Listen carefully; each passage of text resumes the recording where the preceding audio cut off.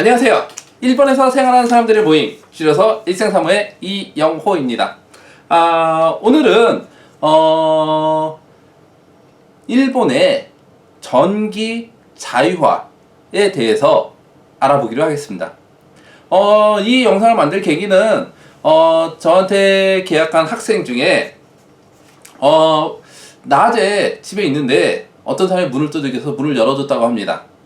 그랬을 때 이 사람이 전기가 자유화돼서 싸게 쓸 수 있다, 우리 쪽으로 전기를 바꿔달라 라고 해서 학생은 일본어를 좀 잘 못했는데 뭐 어디에 사인해달라 그래서 사인을 해줬다고 합니다.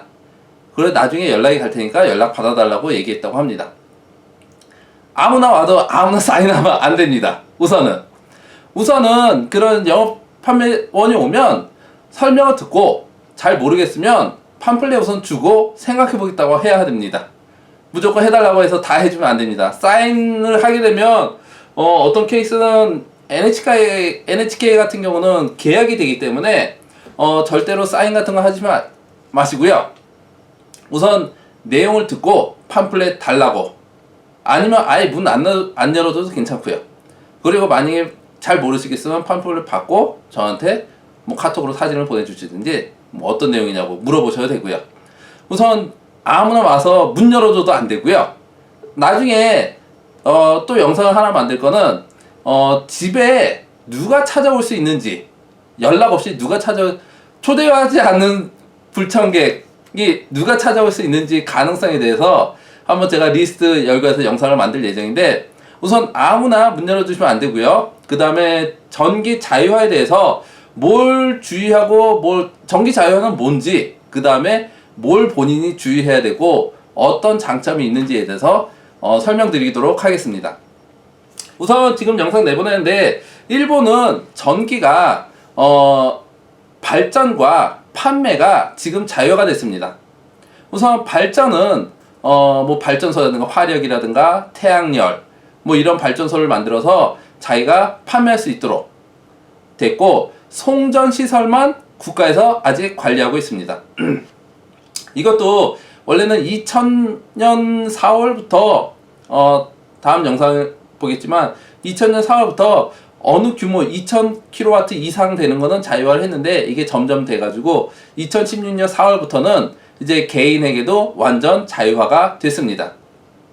이 사진 보내드렸는데, 그 다음에 본인이 이 자유화를 이용할 수 있는지 없는지는 어떤 걸 체크해야 되냐면, 우선 전기나 가스 요금을 주인한테 직접 내고 있는지, 아니면 동경전력하고 계약해서 동경전력에 내고 있는지, 아니면 다른 전력회사하고 계약해서 다른 전력에 내고 있는지를 체크해 봐야 됩니다. 우선 기본적으로 저한테 뭐 계약하는 손님들은 제가 동경전력에 다 연락을 해놨기 때문에 동경전력이라고 생각이 되지만, 만약에 다른 전력회사면 다른 전력회사 체크해 보셔야 되고요. 그리고 여기서 주인한테 낸다면 주인이 그 집 자체를 다른 전력회사랑 계약했기 때문에 본인은 개별 회사로 바꿀 수가 없습니다. 주인 같은 경우는 그 전력회사랑 계약하면서 아마 본인한테는 5%에서 10% 정도 할인이 적용될 겁니다. 주인 같은 경우는 한 10년 계약, 뭐 20년 계약 이렇게 계약을 하기 때문에 아마 그 장기 계약으로 할인이 좀 돼가지고 입주자한테도 할인되는 계약 금액이 될 겁니다. 그리고 두 번째 아마 사진 나갈 텐데, 옛날 전기 메타는 안 됩니다. 그리고 요즘은 스마트 메타라 그래서 디지털 메타, 전기 메타는 됩니다. 그래서 만약에 나는 바꾸고 싶은데 옛날 전기 메타라고 얘기하신다면 그 스마트 메타로 바꾸는 비용은 아마 전기회사에서 부담해서 무료로 바꿔줍니다. 근데 바꾸기 전에 꼭 주인한테 확인 받으시고요. 해도 되는지. 전력회사 공급하는 걸 다른 회사로 바꾸는 거는 만약 내가 동경전력하고 계약을 하고 있다 그러면 그거 바꾸는 거는 주인한테 승낙 없이 해도 됩니다. 문제는 그 옛날 전기 메타를 스마트 메타로 바꿔도 되는지는 주인한테 따로 확인해 보셔야 됩니다. 그리고 이제 장점과 단점. 장점과 단점에 대해서는 어떤 얘기를 하냐면 전기가 지금 예전에는 뭐 10개 회사 정도에 한정돼 있었는데 국가에서 지정한 공공기업으로 한정됐었는데 지금은 뭐 한 1300여 개, 1300 업체가 지금 산입하고 있기 때문에 장점이라고 하시면 이제 1300 회사가 있으니까 선택할 폭이 본인은 넓어집니다. 어떤 전기회사 설정을 할 때 선택의 폭은 넓어지고, 그 다음 또 한 가지 더 있는 건 이런 경쟁으로 인해 가지고 요금을 싸게 공급할 수 있다는 거. 그게 이제 본인한테는 장점이고요.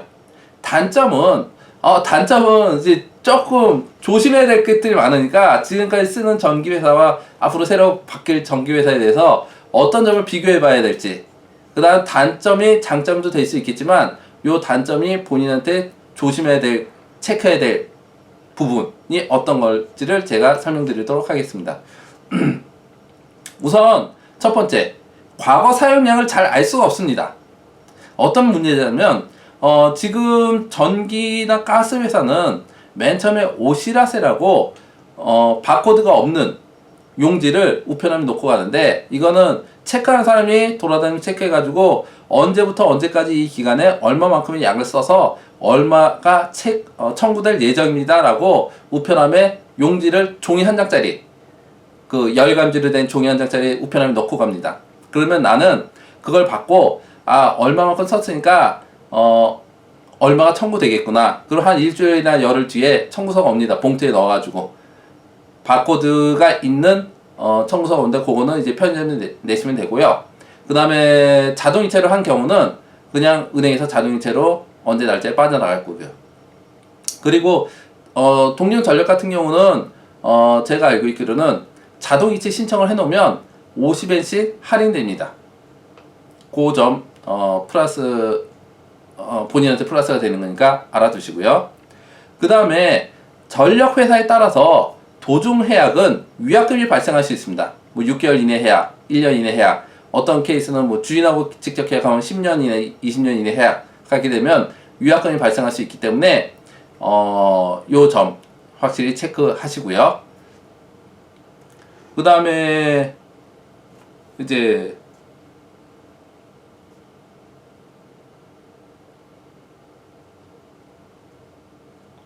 전기를 적게 쓰는 사람에 대한 프랑이 별로 없을 수도 있습니다. 그래서 나는 혼자 살기 때문에 얼마밖에 안 쓰는데 다른 회사, 내가 신청하려고 하는 회사는 요만큼 쓰면 오히려 지금 쓰는 것보다 더 비싼 요금이 청구될 수 있습니다. 이 전기 자유화이기 때문에 이 요금 책정도 그 회사마다 다 틀립니다. 그래서 보통 할인이 폭이 많은 건 전기를 많이 쓰는 집일수록 할인 폭이 큽니다. 전기를 적게 쓰는 사람일수록 전기 적게 쓰는데 할인을 많이 해봐야 그쪽 회사에도 손해가 발생하기 때문에 오히려 더 적게 쓰면 거기 지금 쓰는 것보다 더 요금이 비쌀 가능성도 있습니다. 그래서 그거 체크하시고요. 그 다음에 업자들이 엄청 많이 참가하기 때문에 질이 나쁜 업자인지 질이 좋은 업자인지에 대해서 구분을 하기가 어렵습니다.